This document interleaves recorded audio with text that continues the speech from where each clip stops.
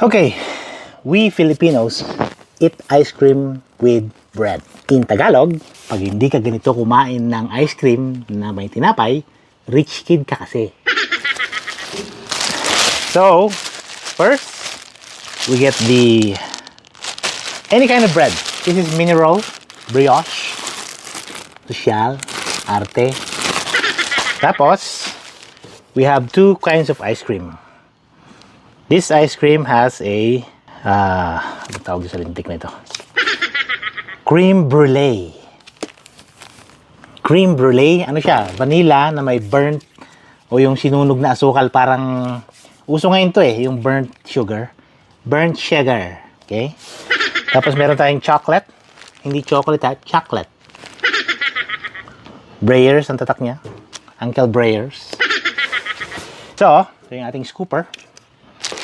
Let's get some mineral or bread. We'll split it into two, okay?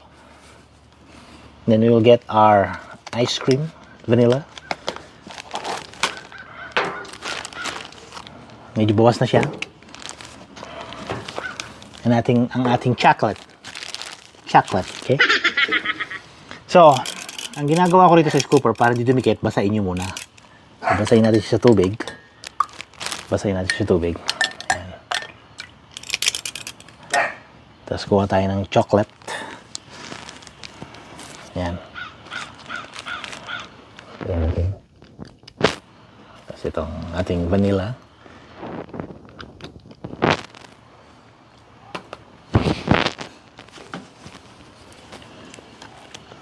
No, no. Hop.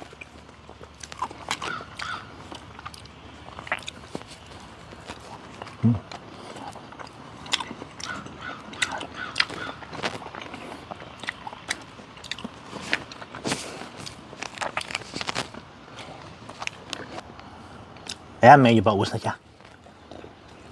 Ano pa tayo?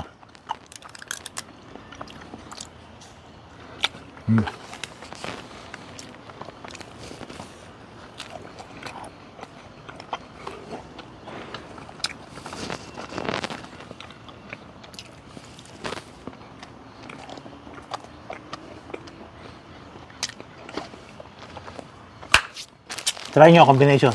Sarap.